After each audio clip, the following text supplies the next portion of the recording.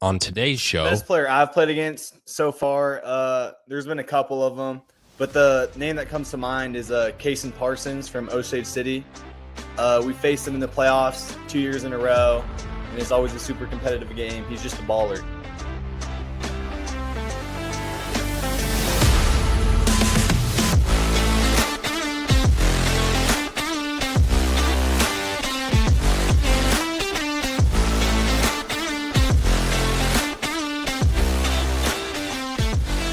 Welcome into another show of Kansas Sports Chatter. Cole Rife, your host today. Hopefully the first week of September has gone well for you as we already kind of get an early feel for some of those teams that are going to be good throughout the state. We'll get a really good feel for high school football as it really gets going tonight and tomorrow. But a number of the other sports here in the fall in the state of Kansas are already underway. And like I said, getting that early preview of some of those players and teams. An exciting time.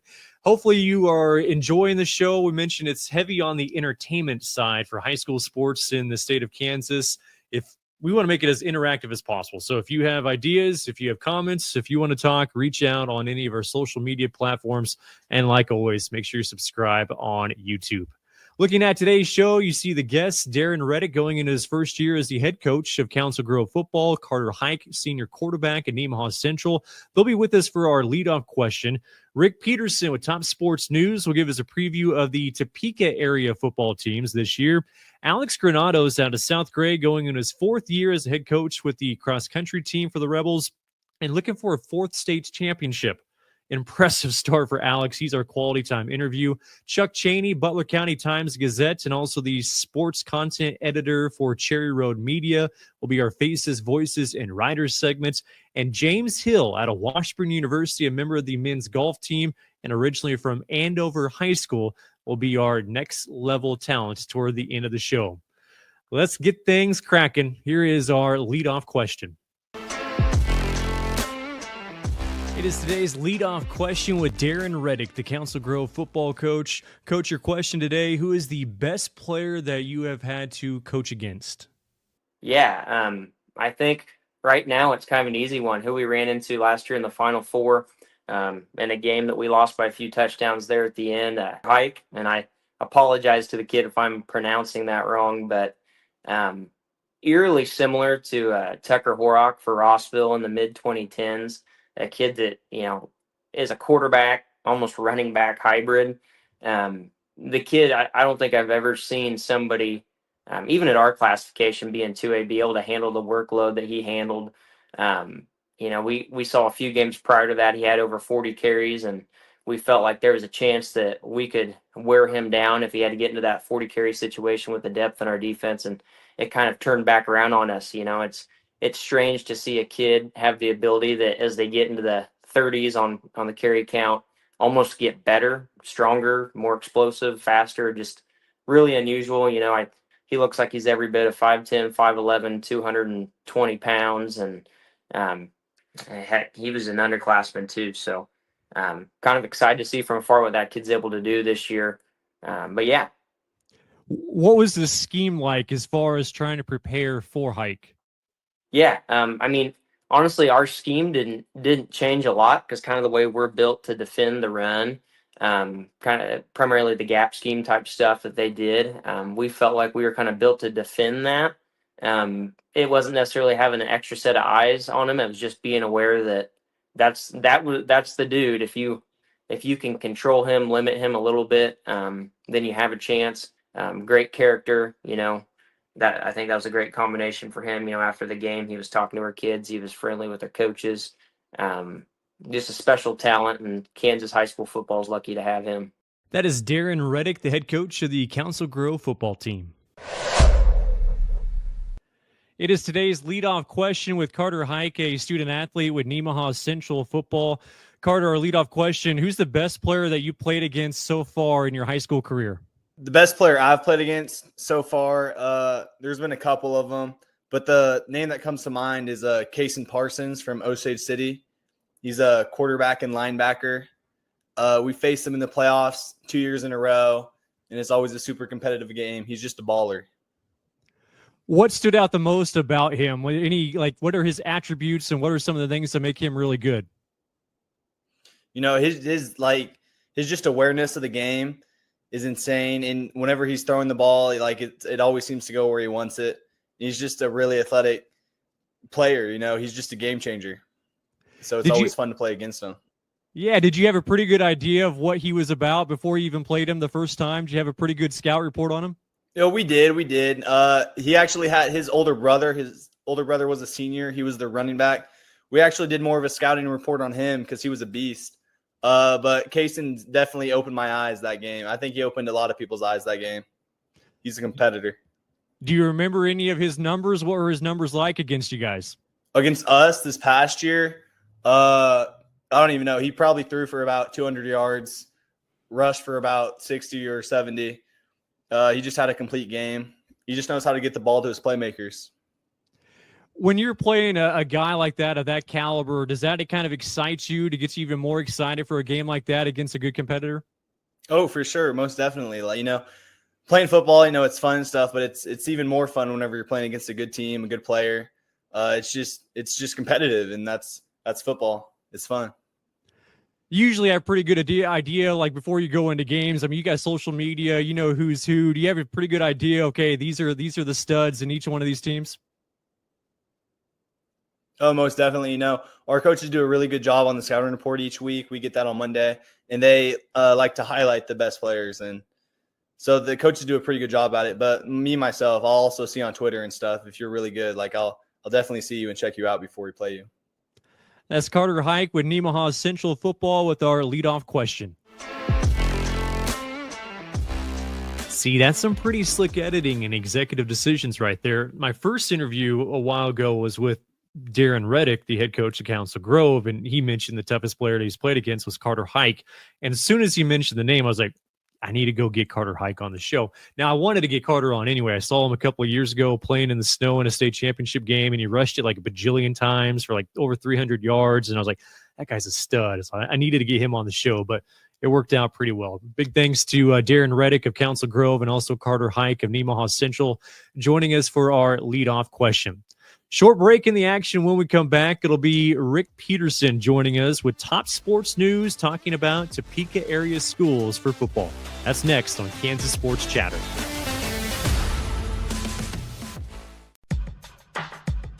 Whether on the field or in the stands, displaying good sportsmanship creates the positive environment for our students. When you attend high school events, young eyes are watching you for examples of acceptable behavior. An easy way to display good sportsmanship is by cheering for your team, not against your opponent or officials. Do your part in keeping our hometown sports a positive experience for everyone. This message is brought to you by the Kansas High School Activities Association and the Student Advisory Team. Are you looking for Kansas high school sports coverage and entertainment? Then Kansas Sports Chatter is the place for you. It's a statewide sports show that focuses on high school athletics and includes several guests each episode. Kansas Sports Chatter is easy to find. Listen anywhere you get your podcasts and watch anytime on YouTube. And the best part, it's 100% free to listen to or watch. High school sports and entertainment. Come join the chatter. Kansas Sports Chatter. Welcome back on Kansas Sports Chatter. It's time now for our football chatter as we are joined by Rick Peterson. He's the editor for Top Sports News. You can check out the website, topsports.news, for all the latest in the Topeka area and Shawnee County. Rick, appreciate you joining. And like I was telling you before we jumped on, I was looking for a good connection in Topeka, and you said 40-plus years you've been doing your thing out there in the Topeka area. That's impressive. Yeah, I don't know how smart it is to still be doing this at my age, but it's still fun. Well, you do a phenomenal job, and excited to hear some conversations about Topeka athletes and teams. Talk about your prep parade that you've been going on. How much fun has this been? Well, you know, every year I try to get out to all the schools that we cover. And so there's 10 county high schools. I go around to each of them, talk to the coaches, talk to some players, and then do a preview story on each. I've posted 7 of the 10 on our website so far, and we'll finish out the rest of them this week. Everybody's real confident this time of year. And then come September 4th and September 5th, we'll start to get an idea of how how good those teams will be. Well, let's dive into some of those teams that you've covered there in Shawnee County with this prep parade. I saw the latest one on Silver Lake. I mean, just right up the start in your story, you mentioned how, they had a good year going 7-3, but kind of a bitter taste in the mouth in that playoffs. Yeah, because it was a team they had beat by 17 points 2 weeks earlier, and then got beat rather handily at 30-8 in the playoffs. So that kind of left a sour taste in their mouth, but it also gave them some fire going into this season. So they're a team that's won 8 state titles, so one of the best. The wing is coaching Kansas and C.J. Hamilton, who now turned it over to Logan Pegram, a former Silver Lake standout. So they're going to be good. They're going to be good again, and they're in the 2A ranks now. So I think they'll be a factor. Well, nearby Silver Lake, you almost can't mention Silver Lake without mentioning the other team, Rossville. What did you find out about Rossville in your prep parade? Yeah, Rossville made it to the 1A semifinals a year ago, got a good nucleus back. They lost their quarterback to graduation, Tayson Horrock, but they got a good nucleus returning. And the weird thing about, actually, this will be the second straight year, the War on 24, the bitter rivalry between Rossville and Silver Lake, opens the season for both teams for the second straight year. What about some of the Topeka teams? They're right in the city. Let's start with Topeka Hayden. Always a solid team. What did you see from them? They'll be very solid again. In fact, Coach Bill Arnold and I were talking just the other day.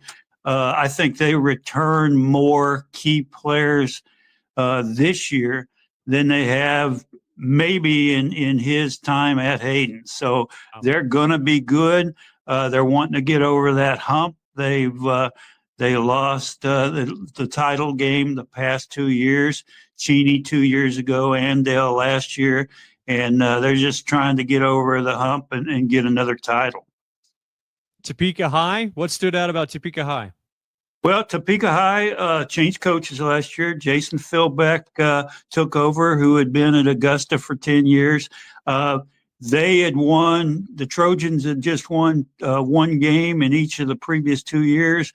Coach Philbeck came in and got them going last year, and they won 4 games. They're still facing an uphill battle in a really tough Centennial League that has Manhattan, Junction City, and Washburn Rural. So they're going to be looking to make more of a noise in the league, but they did make some good steps last year. Let's go with Topeka West, Rick. Topeka West has Trey Parker, former really good lineman at Washburn University.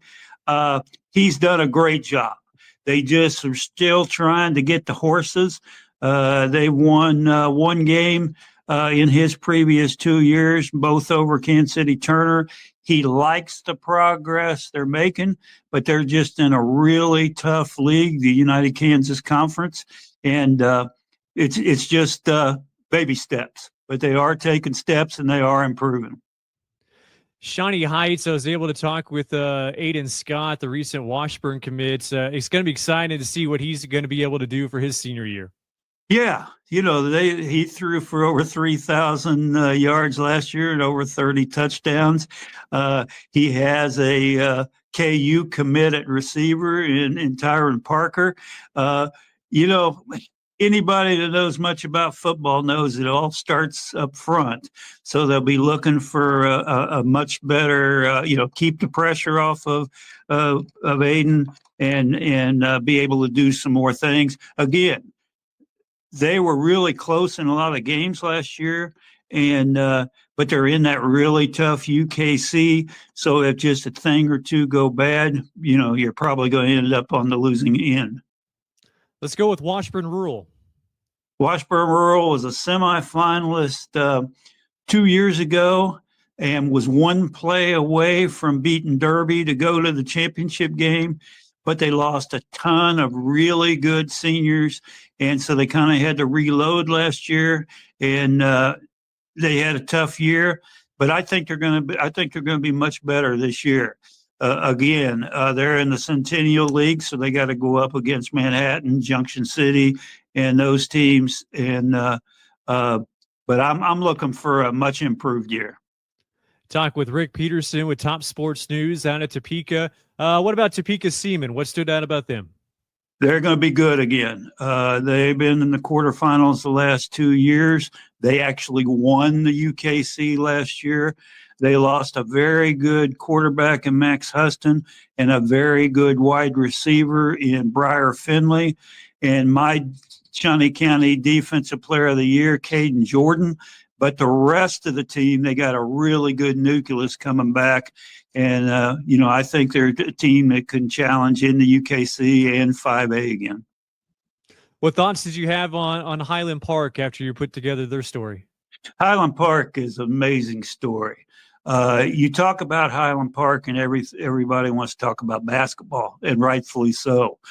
They've had a rich tradition in basketball, but they struggled in football. And before Jermaine Monroe took over, they had an 8-year losing streak with over 60 straight losses. And he's turned around the mindset there. He's got a really good program going. Now it's expected that they're going to win 6-7 games a year in the Meadowlark Conference.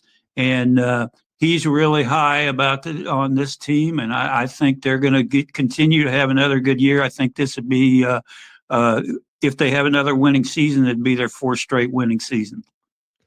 Well, I know I probably left somebody out, Rick, but any final thoughts on Topeka football going into the season?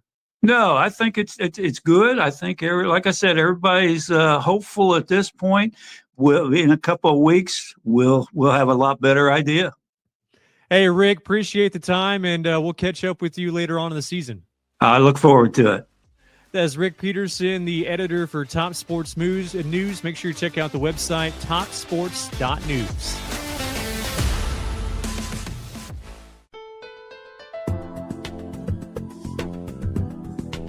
Sportsmanship is when people who are playing or watching a sport treat each other with respect.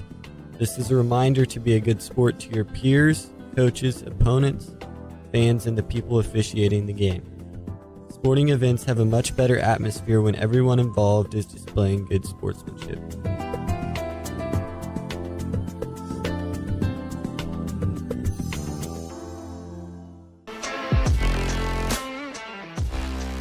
Welcome back on to Kansas Sports Chatter. It's time for our quality time interview, an opportunity to spend a little bit more extra time with our next guest. And today's guest, we're going to go to South Gray to join a cross-country coach, Alex Granados. Coach, appreciate your time for this time of the year. What are your expectations for the runners? What do you want to see? What are you guys focusing on right now?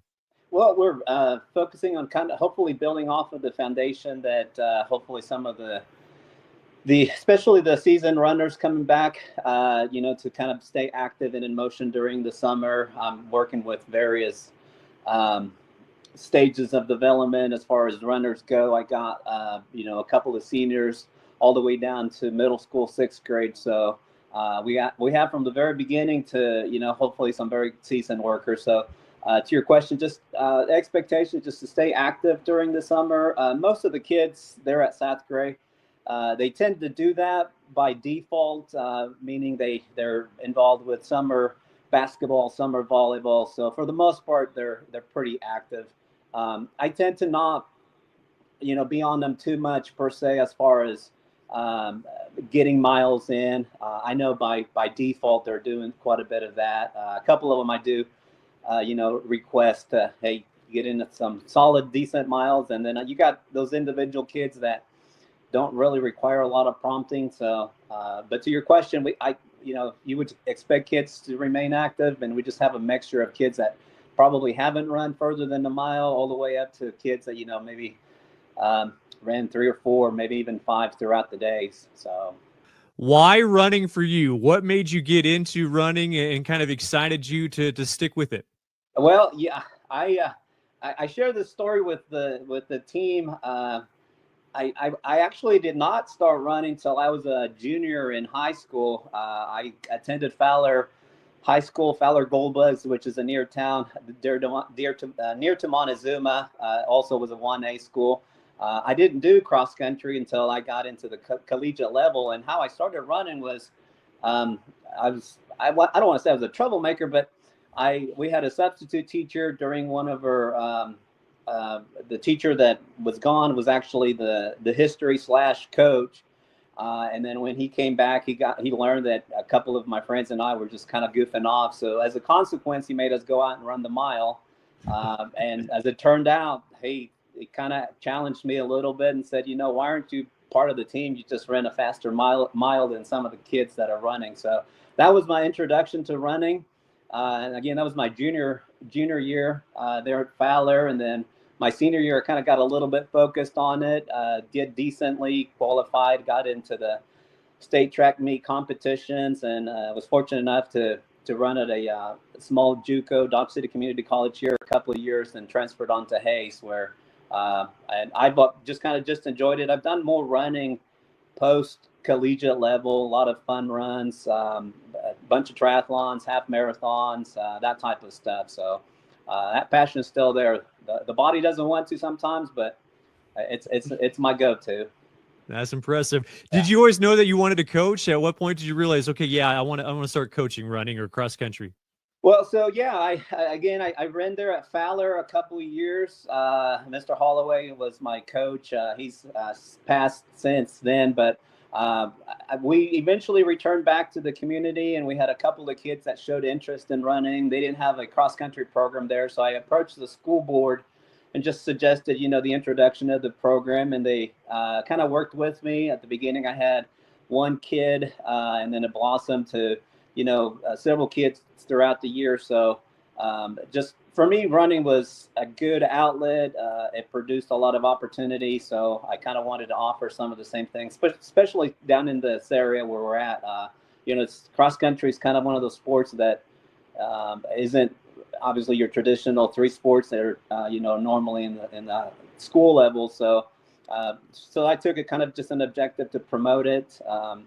There in South Gray, I've been there for 3 years now. This will be my 4th, and one of my daughters at that time, and I've been able to coach my kids as they go through their junior high and high school level. But one of my daughters was a senior the year that they offered me the coaching position, and she's a runner, but not a runner at the same time. And she just kind of challenged me and said if I was offered the position, that she would consider joining. So when I was offered the coaching position, I think the program had one girl at that time, Kylie Stapleton. She had run the year before.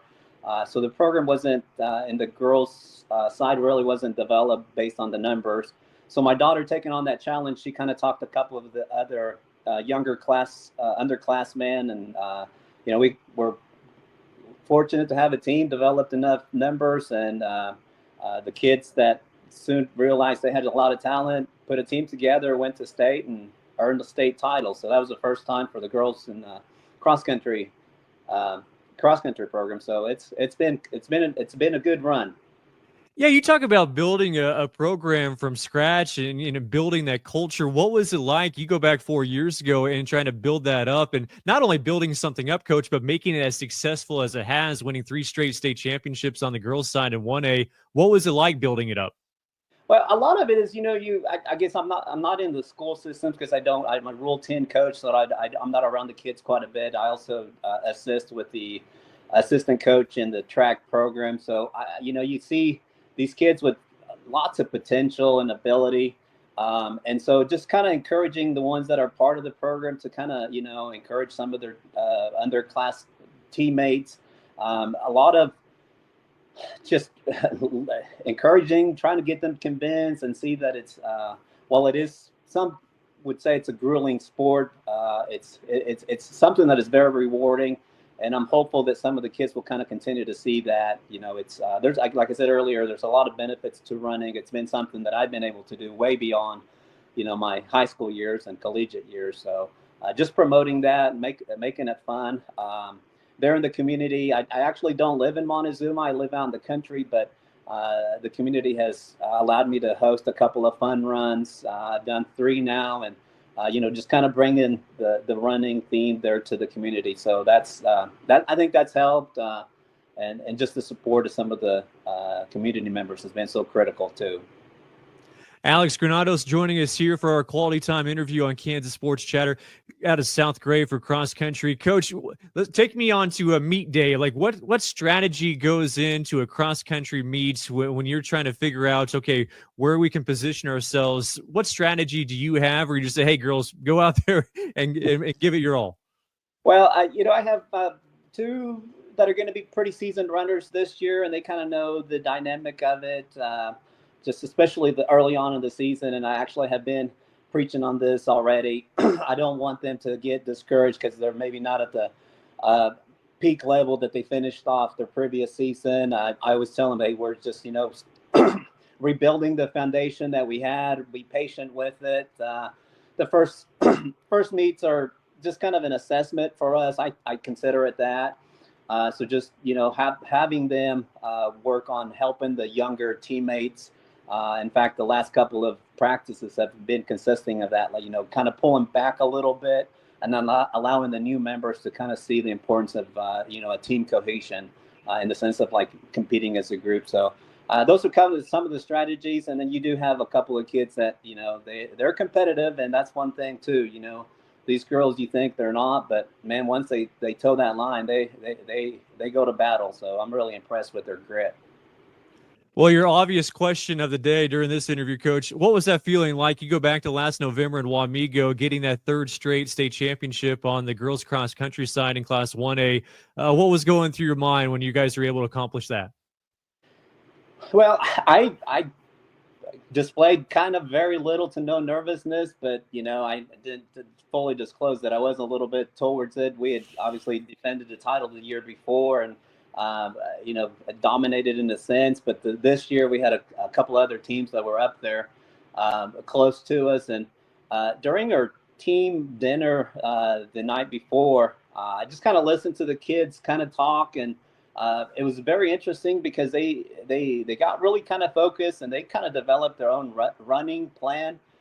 In fact, the morning of, and that was probably one of the most memorable cross-country meets that I've witnessed. I've competed in some fairly harsh condition running, but for the girls, it was rainy that day, cold, and we were towards the latter part of the day. So by that time, the course had been used quite a bit, so it's kind of slushy. But anyways, they kind of developed their own running plan, and I really didn't have to say much. My assistant coach Robin and I didn't have to say much to them. I just basically said, hey, you guys kind of have the plan in mind, and I think it's just time to go out there and kind of put it to play. So and again, like I said, I've really been blessed. These girls and all the kids that run for me, they have such a competitive nature to them, and I think part of what I hope to do is just hopefully allow them to have that self-confidence where it comes through when it's important. So, well, you mentioned those conditions in Wamego last November were interesting. What are the running conditions around the Montezuma area? What's your course like? Well, yeah, nothing like that for sure, as far as the hills and whatnot. So, in fact, when we do some hill conditioning, we oftentimes have to load up in a transit, maybe travel 5 or 6 miles and find the nearest what would assimilate a hill similar to the east part of Kansas. So we don't have that. Our first cross-country meet takes place there at Meade Golf Course, and it's probably the closest that it comes to. Pretty rough and hilly, but other than that, we have to drive to get to those hills. And some of the kids that make a first appearance up there are kind of in awe, not only based on the the hilly course, but just the number of attendees that are spectating during that time. So it's a blast for me, and some of the kids hopefully will have the same feeling for that. Coach, you keep winning state championships. They might build you a new course for you there in Montezuma. So that would be nice. Yeah. We have a powerful golf team too. They've won 2 in a row. They were runner-up last year, and that we have our home meet there at the golf course, but it's fairly flat. So in fact, a lot of our kids are getting their PRs on that course there. And we need to bring in some dirt and add some hills, and we'd have it done. There you go. Hey, Coach, appreciate your time and best of luck this season. I appreciate it. Thank you. That is Alex Granados, the head coach for the cross-country team at South Cray High School. That'll do it for Quality Time on Kansas Sports Chatter. Here's a hard truth. If your business isn't using AI in its marketing, you've already fallen behind. But there's an advertising agency in Kansas that can get you back up to speed. That agency's name is Myers Enterprises Media Research. The name sounds dry because the company's run by engineers, not salespeople. They use superior research and analytics that drive results with surgical precision. Marketing doesn't have to be a gritty battle in the trenches. Your business can win from the box. Visit their website, mediaresearch.agency, to learn more. Welcome back on the show for Kansas Sports Chatter. It's time now for Faces, Voices, and Writers. So many great personalities throughout the state, media personalities that cover high school sports. This is our chance to get to know them a little bit better. And today we'll go with Chuck Chaney out of El Dorado, covering a Butler County Times-Gazette and also the content editor for Cherry Road Media. New role here over the last year. Chuck, appreciate you jumping on. I love all your work that you do. I know you're a busy guy, so we won't take you too long here, but how do you brace yourself for the start of a new season? What do you do mentally to get ready? Just like run into it face first, kind of like I'm from Oklahoma. If you can't tell, Oklahoma, big Oklahoma guy.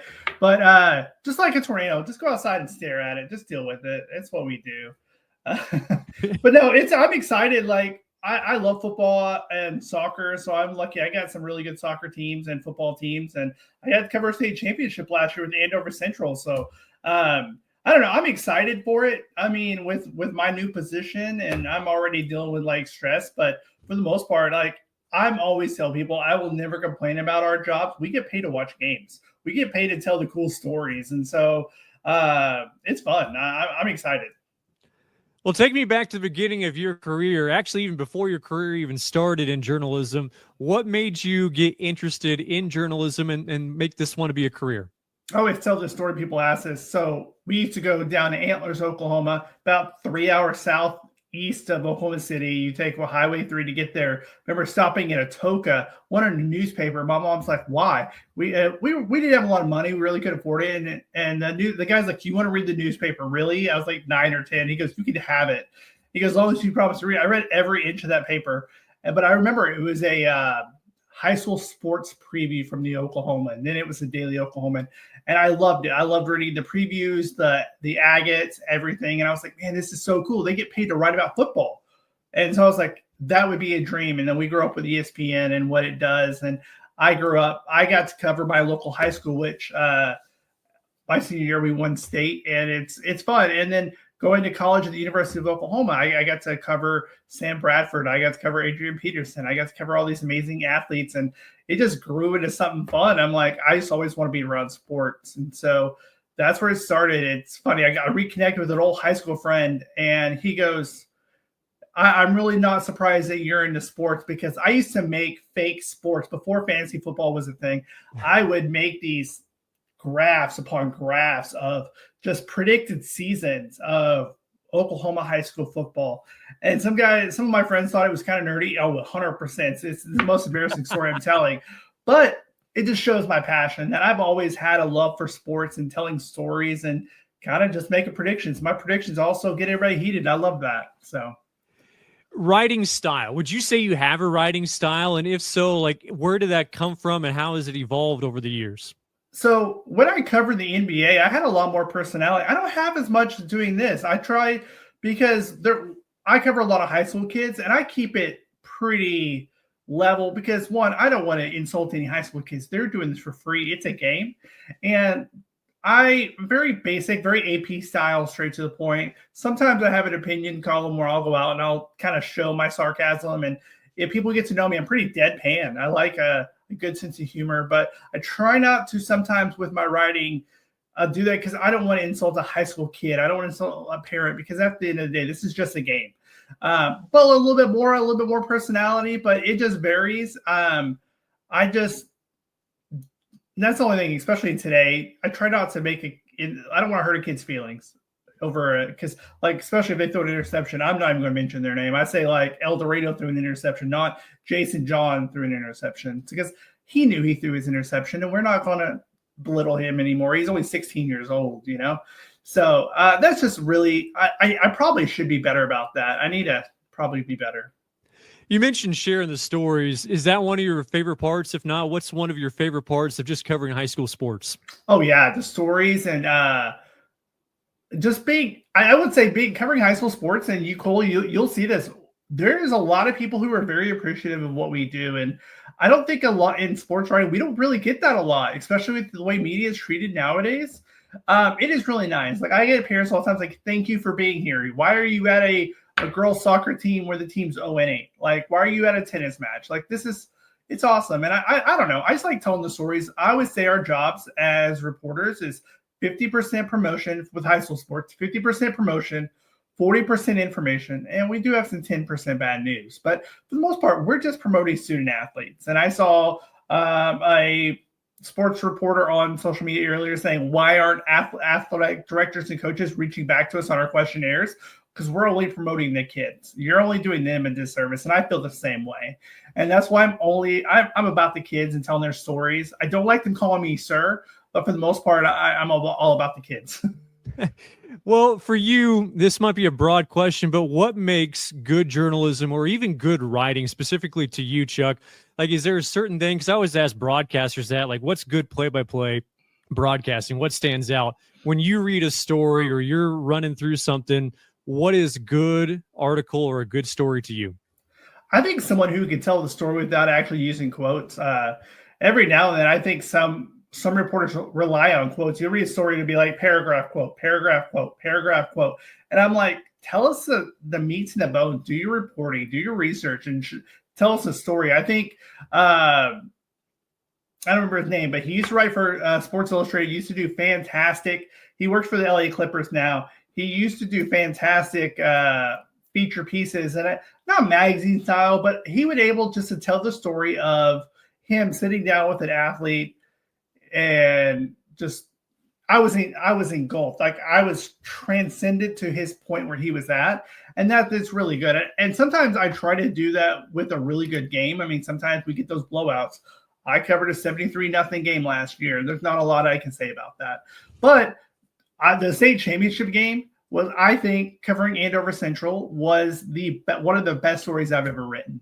Because I knew what it meant to those kids. I've been around those kids for 4 years. I've just started my 6th year, but I've been around all those kids for 4 years, and I saw what it meant. I saw them losing state title games. I saw them losing sub-states. I saw what it meant to win that title and the blood, sweat, and tears. So it was fun to write about. Same thing covering Butler. I covered Butler's women's basketball team. I saw them go to nationals and the hard work they put in. I think when you get into your source, I guess the best way to say it, that makes a big difference. If you come in from the outside, I think one thing, if you notice, and this is kind of what Kirk Sivenhoff told me when I freelanced for the Eagle when I first moved to Wichita. I wrote a story, and he wasn't big about it. He goes, I can tell you didn't know a lot about it because there's a lot of stats. I was like, And I thought about that. And I went and looked at some of my stories where I didn't know a lot about the topic or the people or the teams. They are stat filled because I'm trying to make filler. And I was like, I'm not getting into my source, into my topic, and I need to do better. And that drove me to want to be a better reporter. So I think those who can get in and get to know their source, their topic, their person of interest, that's what makes the best. Chuck, before we let you go, I know the season's just getting started on the high school level there in a Butler County area, but give me the top story, one of the top stories that you feel like should be taking center stage in that area. I'm really excited to see what Blue Sim High School does. I know they're a small 2A. They a couple of years ago, they were 1A. They were the largest 1A, but they're 2A. They play a tough schedule. They play Eureka. They play Humboldt, teams that are bigger than them. However, last year they won 2 games. I know that doesn't sound like a lot, but it is the most wins in like 14 years. And they went to a playoff game. They went to Osage City and scored first. Yeah. And so to watch that growth of that program, I remember during COVID, I went on a Monday COVID delayed game to Belle Plaine. They had 17 kids. They lose like 54-0. They were playing mostly freshmen at a varsity level, but it's fun to watch this team grow. And because of unfortunately the official shortage, shout out Scott Goodhart on your last episode. Right. they had a lot of games on Thursday. So I was able to make them kind of a priority. It was fun getting to know those kids, getting to know the coaching staff, and watching them grow. The elation of them winning that second game and making the playoff, they knew they were going to go into a tough situation, but they didn't care. Like, there was tears flowing. They dunked the coach in Gatorade. It was so I'm excited to watch them grow again because they return almost everyone. They play a tough schedule, but like, it should be fun to watch them play again. I think go out to a small school. Don't just 4A, 5A. They're great. Great Bend's great. Shout out to the Panthers and what they should do this year. But like, go watch a small school. Go to Hoisington. Go to Nickerson. Go somewhere. Go have a hot dog and a walking taco while you're watching some small school football. That is Chuck Chaney with the Butler County Times-Gazette and also the content editor for Cherry Road Media. And that'll do it for our faces, voices, and writers.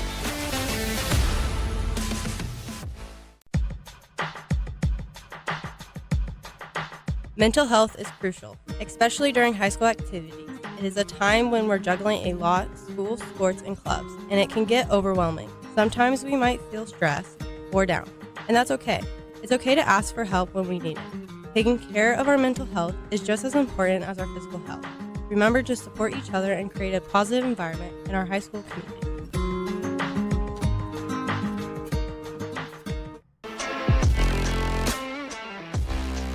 Welcome back on Kansas Sports Chatter. It's time for Next Level Talent. This segment, we get to talk to former Kansas high school athletes that are now competing at a college or university in the state of Kansas. Today, we check in with the city of Topeka, as we'll be talking with James Hill. He is a senior at Washburn University and a member of the men's golf team and is from Andover High School. Hey, James, appreciate you jumping on the show. For you, what do you try to focus on at this time of the year as you get ready for your season? I mean, you talk about golf and a year-round sport from fall to spring, but for you, what are you focusing on at this time of the year? Yeah, well, thanks for having me first off. This time of the year can be a little hectic just with moving back. I'm from Andover, so down in Wichita, coming up to Topeka. First thing is getting moved in, kind of getting the new guys up to speed a little bit, and then just focusing on the golf side. It's just getting back in the groove of things, hitting balls every day. I was a little busy this summer, so I didn't do as much golf as I'd like to. So knocking the rust off a little bit is important to do, but also you got to do it early so you're not kind of behind the eight ball once qualifying starts within the team. All right, take me back to Andover High School. You're going in your senior year at now Washburn. But what do you remember about Andover High School and what stood out in your time there? Yeah, Andover was amazing. I'll die on that hill for a long time. We lived in Andover schools, K through 12, and it seems like it was just yesterday, but it was, I guess I've graduated 3 or 4 years ago now, but it was definitely interesting going through COVID, and then kind of layering on top of that, we got a new school during my time there. And so we were kind of in and out of buildings with COVID and everything. Everything was a little bit different, but throughout it all, I mean, once the new school got put up, it was amazing. It was state of the art, super nice. And then on the athletic side, Coach Harshaw was amazing. I mean, he was good at kind of being hands off in most aspects, but he could kind of tell if I was struggling or I needed something, he would definitely step in without any hesitation. So it was good. And my brother's now a senior at Andover playing a bunch of different sports. So it's cool to see him kind of be the leader of that school as well. You finished up fourth individually your senior year in the 5A states. What was that experience like for you in that state tournament? Yeah, it was awesome. Me and one other kid from Andover made it, and so it was fun to be there with them. It was down in Winfield. I played a pretty good round, but I remember the second day, I think it was the first year that they had switched it, or no, it was the second year that they had switched it to a 36-hole tournament, and the second round ended up getting rained out, and I was going to play with my buddy Noah Holtzman in the second round, and he was the one that was leading the tournament, but he ended up winning after the rain cancellation, but it was still an amazing experience and a great way to top off my career at Andover. I mean, you talk about that Wichita area with Andover right nearby. I mean, I got to imagine there's some good rivalries or just some really good competition out there in that Wichita area as far as golfing is concerned. Yeah, for sure. When I was in high school, we kind of got the beating from Andover Central there for a while. I think they won state 3 times in a row with Cooper Schultz and Austin Goodrum, Keegan Ellington, Peyton Wilson, like all those guys. But no, it was awesome. We get to play together all the time, whether it's inside of school season or outside of school season, just playing for fun, playing in tournaments, everything. So it really pushes you to be a lot better. And even guys on the Cape side, Carroll side, there's tons of good competition for sure. All right, your favorite golf course in the Andover, Wichita area? It's a tough one. I'm a member at Teradyne, and I've played there for I don't even know how many years. So that's probably got to be my number one. But number two is probably Flint Hills National. I was a caddy out there for a little bit, and it's just always in such good shape. Going into that senior year now at Washburn, James, why Washburn? What was that recruiting process like for you, and how'd you settle in on the Ichabods? Yeah, the recruitment process was awesome. It's always very stressful, but coming up to campus, they had kind of had a coaching change. And so Coach McHenry obviously I was fortunate enough that he took a chance on me. The campus has grown. I mean, it was already super nice when I got here, but it's grown and they're making so many different improvements, and they always pump money into their athletics, which not all schools at this level do. And so I just felt like it was a really good place that I could surround myself with good people. Education wise and athletically. And so the facilities here it was almost just a no brainer. And then obviously the proximity, just being like an hour and 40 away from home, I can kind of make a trip down and see my family whenever I want. But up here, I liked my teammates. The school's awesome. Facilities are great. And it was just a place that I saw myself getting better at. James, appreciate your time and best of luck this year. Awesome. Thank you. That is James Hill, a senior at Washburn University on the men's golf team out of Andover High School. That'll do it for Next Level Talent. Are you a person that's always on the go? You can still easily keep up with Kansas Sports Chatter with the audio podcast. Hear each episode on Spotify, Apple, or wherever you listen to your podcasts. Make sure to follow the Kansas Sports Chatter podcast. That'll do it for another show of Kansas Sports Chatter. Next week when we talk on Tuesday, we'll have 1 week of the high school football season under our belts. Exciting times here in the state of Kansas. Appreciate all of our guests. We will continue to reach out more and broaden that reach as we continue to cover the state of Kansas as much as we possibly can. Reach out on social media. And like always, make sure you like and subscribe on YouTube. We'll talk to you next week on Kansas Sports Chatter.